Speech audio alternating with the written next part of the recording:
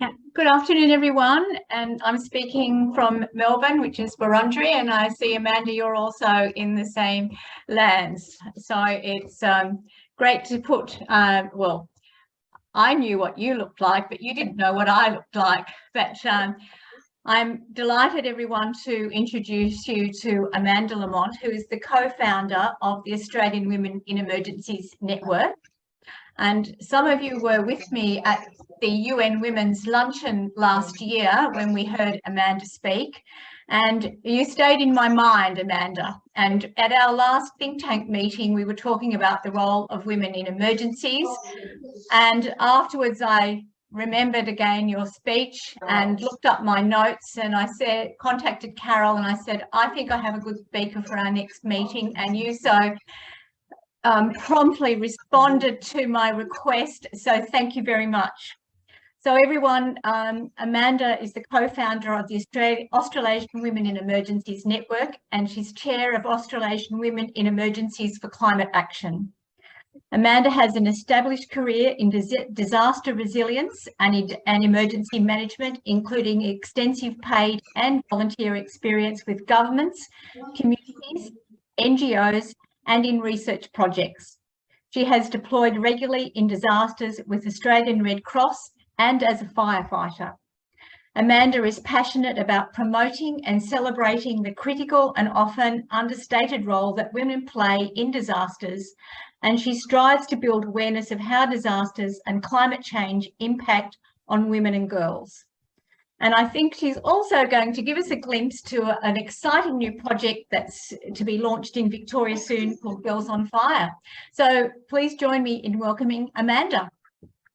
Thank you so much. Oh, and claps. So nice to be here. And, you know, I feel so good already looking at all of your faces. I have hope and confidence in our future when I see people like you coming together and spending time in your busy schedules to think and share and discuss ideas. So I almost had little tears in my eyes when I saw all of your faces popping up, because it really does warm my heart when I see, and I'm going to say it, when I see women coming together, anything is possible. And I really, truly believe that.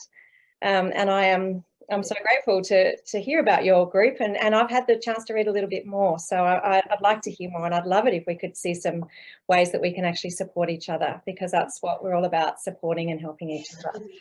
So for those that did hear my talk last year at the UN Women's International Women's Day breakfast, I will not go over too much of the same ground, but I'm going to tell you a story at the start, which you will have heard at that. And that was about a woman who was very unrecognised during some bushfires in the Adelaide Hills back in the 50s. And on that day, terrible fires in all of southeast Australia, and particularly in the Adelaide Hills. And her husband, Julie, went off with all of the other men and jumped on the back of their trucks and fire trucks and went off to fight the bushfires. And she was at home with her 4 children, all under the age of 10. So whilst the men were out busy trying to put the fires out, the fire actually encroached upon the house where this woman lived with her children and where she was. And it actually got so close that she had to grab the 4 children and jumped into their dam on the property, and they all sort of went under the water, and the fire passed through. So I like to tell that story because people did die in those bushfires, and a lot of land was burned. So it was a pretty big fire time. But no one knew really what she did. No one talked about it. She wasn't on the front page of any newspaper. To be honest, she probably didn't even talk about it much either, because she just did what came very naturally and instinctive to her. She saved 5 people's lives on that day.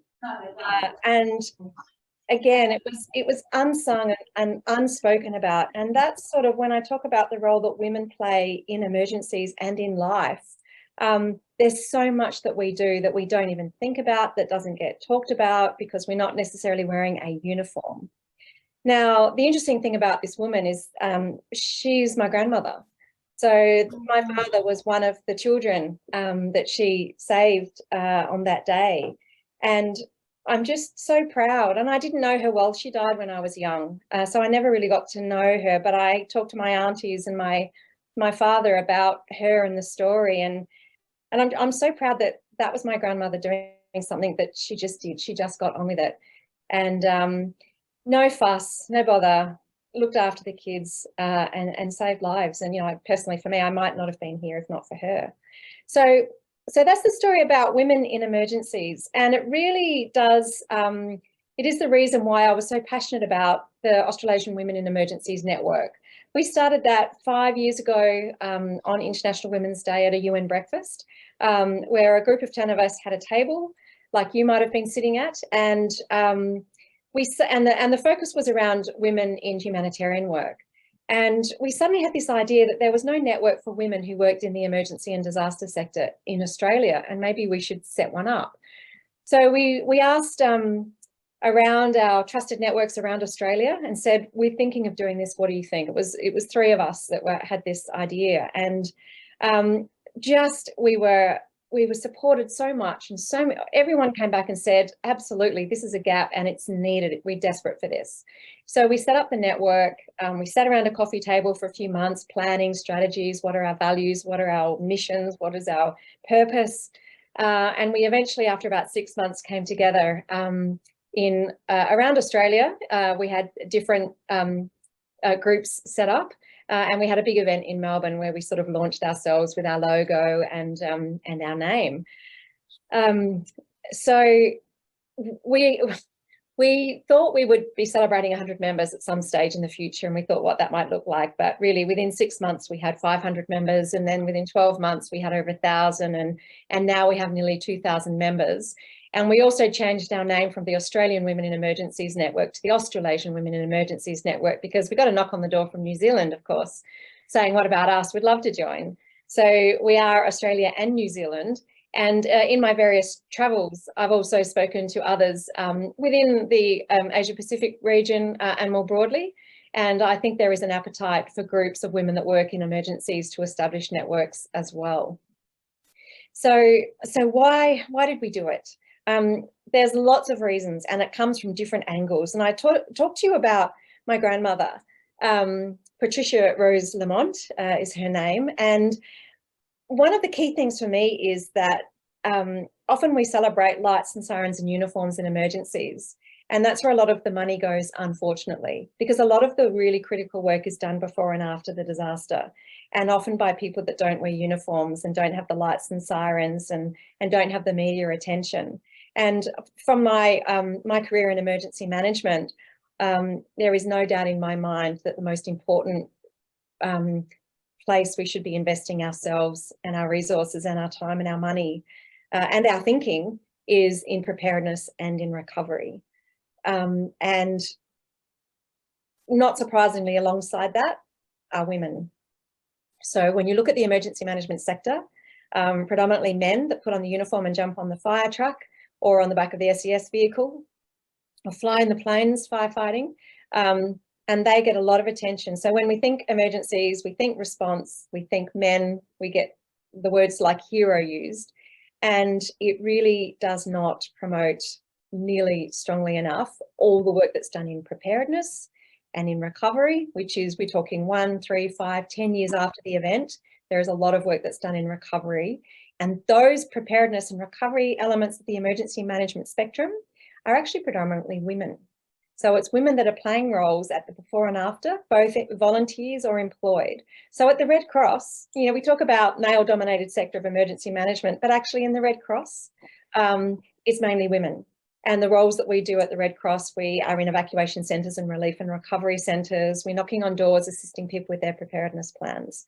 So again, going back to the Women in Emergencies Network, it was to recognise that women are firefighters, and women get involved in incident management teams, and women are leaders, and women are commissioners and chiefs, and women do all of those roles. But there's also all of the other roles that are not recognised nearly enough. So our network was to celebrate, promote, recognise and support the role that women play in all elements, strongly in the space of the male-dominated sector, but really importantly, that as we try and open up everyone's eyes about the key roles of before and after disasters, and that's where women are doing a lot of fantastic work.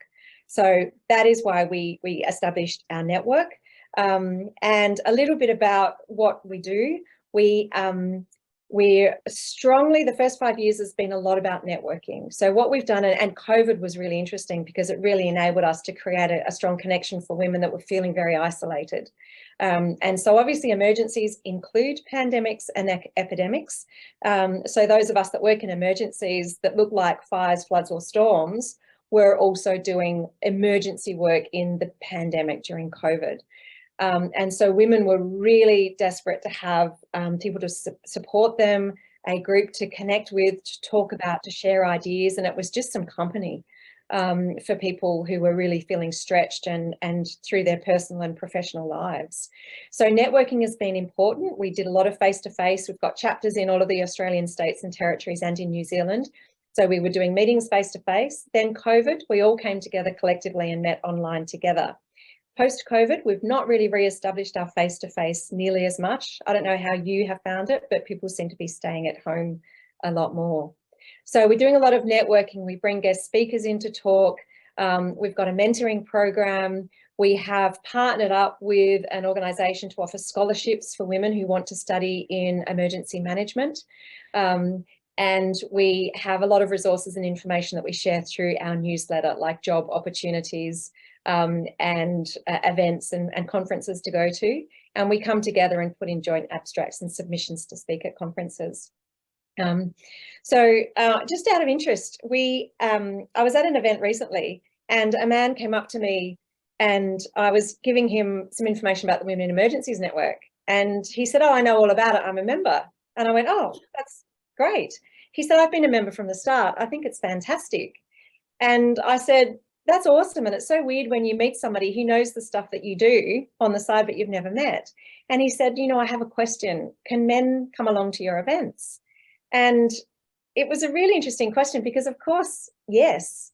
And we have had, particularly there's one man, a Māori man from New Zealand, who has come along to a lot of things and provided great input and value because the matriarchal society in New Zealand in the Māori culture is really strong. And so for him supporting the wahine was really important to him. And he's just an incredible spirit and source of energy to be around for us. But anyway, it prompted us that we needed to let our male members know that they were welcome to come along. And so next Tuesday night, we have an event which is called Allies of Awe. So we're actually inviting as many men to come along to that online session to talk about the important role that men can play as allies for women in the sector. Now, we got ourselves a bit caught up in knots because the word women is binary and it's not either a woman or a man. There's a lot else and a lot in between. So we're going to talk about intersectionality and we're going to talk about the fact that it is a binary term, but that everybody is welcome and we are allies. But we're going to see how that conversation goes because some of our committee members were really strong, didn't want us to have this conversation because we weren't prepared because we didn't know what we were talking about because we're missing out a whole cohort of people who don't identify as a man or a woman.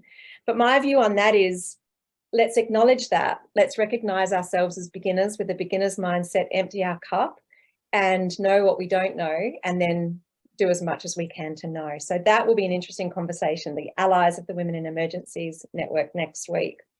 The other thing that I'm mentioning, because you're talking about climate, is obviously the impact of climate change on women and from a gender lens around the world is well documented, well reported, well known. So we think it's really important for us to add our voice to conversations around climate action. So I set up a chapter of our network called Women in Emergencies for Climate Action. At the moment, we are actually rallying our voice behind others who are doing a lot of work. I am inherently lazy. I don't want to do things that others are doing. So whenever I see somebody else doing a great job, I'm just sticking our logo and our support behind them and saying, "You go, girl, we love that." So at the moment we're adding our voice to the strong work that's already being done. We're obviously quite close to the Emergency Leaders for Climate Action, ELCA. So some of you may have been aware of that group. The ex-commissioners set up a group. They struggled to talk about climate change in their roles because it was political. So as soon as they retired from those roles, they actually had a strong voice and talk a lot about climate change now. And in my career in emergency management, spanning over 10 years, when I was working at Commonwealth government levels, developing climate action strategies for the emergency sector, I really struggled to get a united voice, because some states like New South Wales, and I'll say it, couldn't talk about climate change, definitely wouldn't talk about anthropogenic climate change, so wouldn't sign this document that I'd prepared. But Tasmania wouldn't sign it because we didn't say it. So it was very hard to get everyone together around the country behind a document that said we need to do some mitigation adaptation strategy. But in the emergency sector, you know, we are on the front line. We are seeing, you know, the changes in the seasons, the bushfires that are happening whenever they happen, not necessarily between December and March, severe and extreme storms and cyclones and floods. And what we're seeing, and you know this already, that these events are happening, they're more extreme, they're more frequent. But the thing that we talked about would happen 5 years ago that we're seeing now is they're overlapping.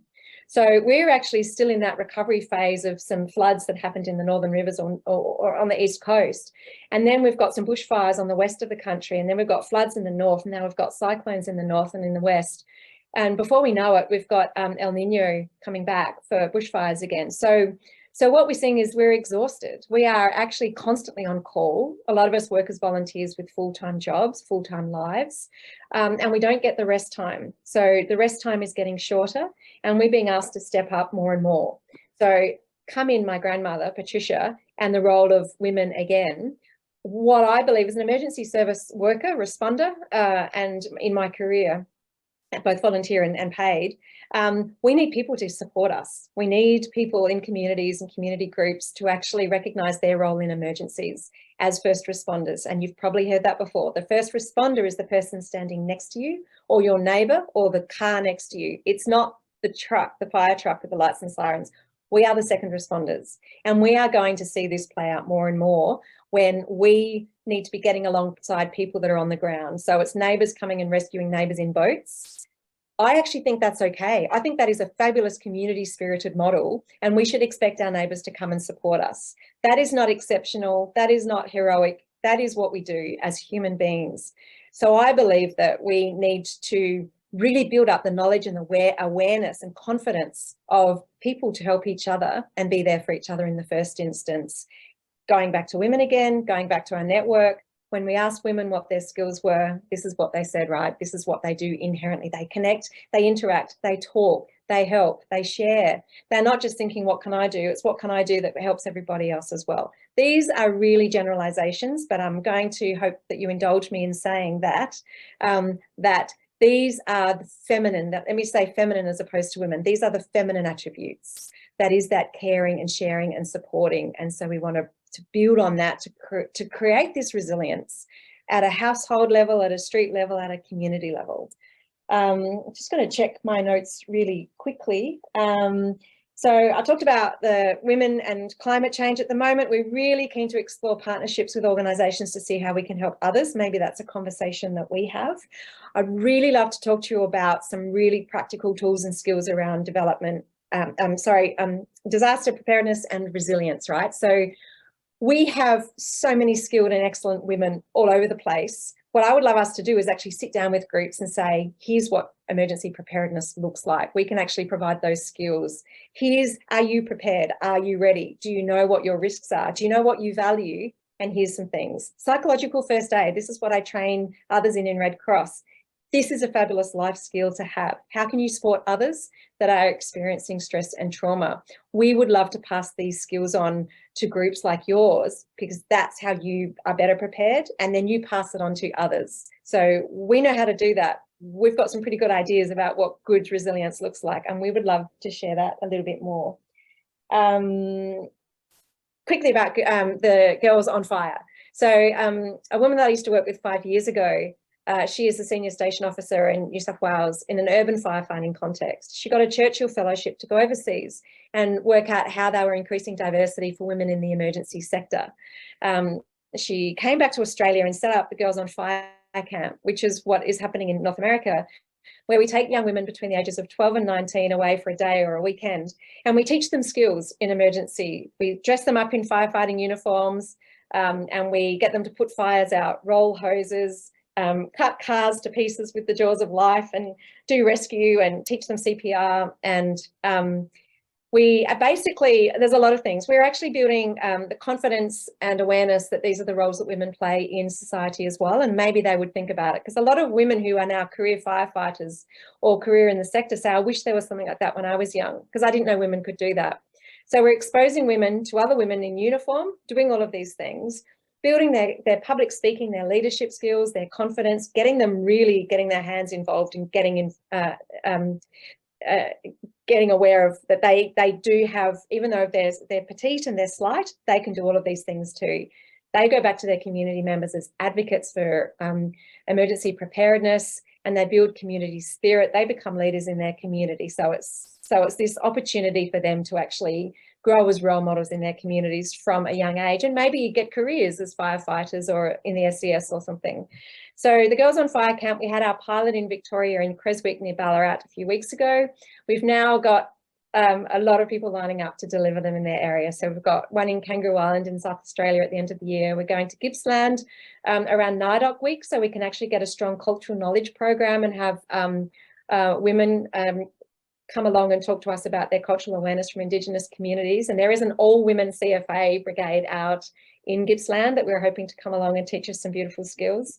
And we'll also continue to be rolling out programs in other places in Australia. So that's really exciting. And the Women in Emergencies Network is an already developed mentoring program for these young girls if they want to connect with them. So I know I've spoken a lot. I've been watching the clock. I think that's about 20 minutes.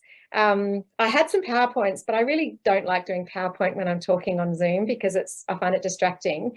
But if you want me to flick through anything or put anything up on the screen, I promise you it's all there. But I much more prefer to look at your faces than look at my silly slides. Brilliant. That's brilliant.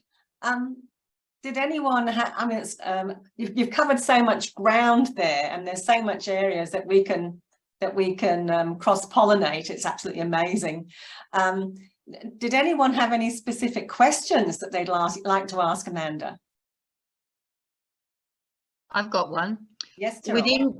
Within District 23, we have obviously one of our major programs is the mental health first aid. And so, Amanda, would you see the psychological first aid as being part of that? And particularly if we could then incorporate a section on the need for upskilling in that particular area of emergency and disaster, Yes. and resilience and recovery. Yeah, I suspect they're probably pretty similar programs. Now, the Psych First Aid program we use at Red Cross was based on, and I used to work at World Vision actually, and one of my colleagues developed a program to support the support workers in the field, because they were actually dealing with people that are suffering incredible stress and trauma in displaced camps and in civil wars and things. So the workers were not actually getting the support themselves or knowing how to support. So the program was developed around some fundamental skills. It's around 5 principles of establishing hope, creating safety, connectedness, calm, and efficacy. So there's 5 basic principles, and actually I think they're life principles. We talk and support our friends every day when they're stressed. And I think that I am pushing our brigade to make sure that all of our firefighters have got the basics in psychological first aid, because we're standing alongside somebody who's just been in a car accident or the partner of. We need to be able to talk to them to help them and do no harm, but also we need to know how to look after ourselves. So self-care is a really key element of psychological first aid. I would say whenever you can get your hands on some of that training and when you have conversations, that's got to be a key part of it. Could you repeat those 5 elements, please? Yeah, so it's hope is the first one. So instilling hope, then calm, safety, self-efficacy, but we've sort of said self or community efficacy. So control is the sense that you have control of the situation, and connectedness. Yeah, thank you. Yeah, so if we can actually, and we do that through this thing called look, listen and link. So basically it's around deep listening. So it's not about us deciding what that person needs, which is the classic mistake from helpers. I know what you need. You need shoes, you need a blanket, and you need a warm cup of tea. We got it. What we do is we stop putting that lens of help that we need, that we think people need, and we sit and listen to people. So we actually ask them, who do you need to talk to? Who do you normally ring? What do you need right now? What information do you need? So it is actually through a system of inquiry and deep listening, we sit with people and we witness their pain and suffering, and then we actually assist them with the tools for them to take the next step. So it's very much, efficacy is really, really important. Yeah, so those things, I think, just having these conversations with people, you can see light bulbs when you talk to people about this. People go, yeah, I can help people if I actually ask questions as opposed to just give them stuff. And here in WA, we've just had another devastating cyclone that went to Cat 4, 5, I beg your pardon, and wiped out, one particular small community. And Seroja is still, the effect of that is still devastating in Kalbarri. Just wondering, what is the likelihood of being able to have any of these programs online so that those people in regional and rural areas can actually have that training? Because it appears that they're the areas that are sort of so deeply impacted when we have these disasters. So I'm just typing in the chat, Phoenix, Australia. So that is, that's the Australian Psychological and Mental Health Support Agency. They've renamed themselves to something simpler, Phoenix. They have some online training, and sometimes it's available for free. And I can actually find out through my connections if I can actually see what we can make available to your group as well. And see what's there. But have a look at their website. Actually, the CEO lives on the mountain on the other side of the Dandenongs from me, so we catch up every now and again. And she's been very supportive of the Women Emergencies Network by making things available for free and also letting us know. So I will let her know that I've spoken to this group and see what they've got coming up. Yeah. Thank you so much. Thank you. Did we have any other questions? Just checking. Let's make sure I can't see all the faces at once. Yes, Beverly. Bev. Well, thanks, Amanda. But I just wanted really to add a comment to your fast-paced talk. There's so much information you've got there. But what I love is that your organisation does much the same as Zonta, that we will align our goals and services with people who are already doing it, and Zonta International partners with UN projects and selects from UN projects to align ourselves through Zonta International, and with our local groups as well. So I can see going forward some partnering with sections of your organisation as well. And I'm sure Carol's going to say thank you, but I thought I'll just pop in there and say that I think it's a great match for Zonta. So thank you. You're welcome. Yes, Amanda, I totally replicate everything that Bev said.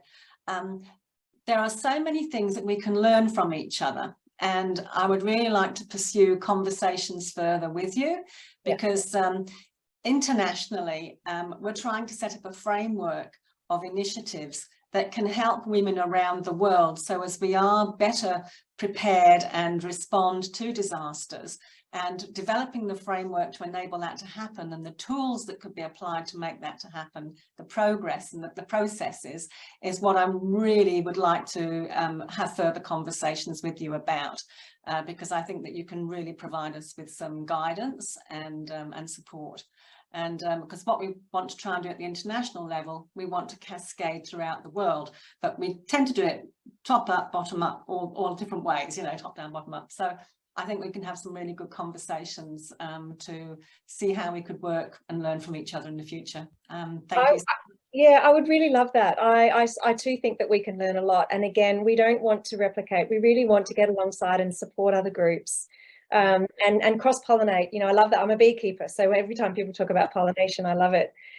So cross-pollinate ideas and see what's already been done. My mission in life is to take what others have already done and take it perhaps the next step, and then hopefully somebody takes that and takes that the next step. So building on top of our work. Yeah.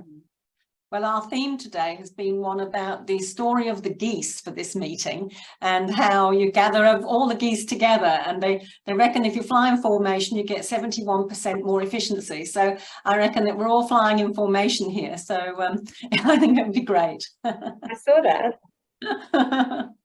Wonderful. Just one last question, if I may. Amanda, Zonta advocates, as well as being an amazing service organisation throughout the world. And if there was one thing that you felt we could and should advocate for to support your organisation to fast track things, what would it be? You know, It's a tough question, I know, I'm sorry. It's just that there's two. I'm going to say two things. Somebody asked me once if I had a magic wand, what would I have? It's trust, right? So to my mind, what's missing in the emergency sector is trust. Communities don't trust government, and government doesn't trust communities. So if we had trust, we would just work together a lot more. Secondly, this will not be news to you. Women are missing from the decision-making table because women without experience, a piece of paper, a background in whatever, are not considered as having any ideas. And the opposite is true. These women are embedded in communities. They have been doing community resilience and emergency management through a different lens forever, because it's what they do. So I think that from an emergency perspective, I would advocate to understand that the only way we're going to build disaster resilience is at a community level first. We cannot have this coming from Canberra. Canberra turns up in communities because the media and the communities expect them to be there, but they're useless. They don't have the power. They don't have any legislative responsibility in community. So they end up going because people expect it, yet they get in the way. So the one thing is, get out of our way, please, and get alongside us. Every tier of government, Commonwealth, state and local, but I'm a huge fan of local government. They are the ones that I think should have double pay and double resources. Yeah. Please arrive into the community and say, how can we help you?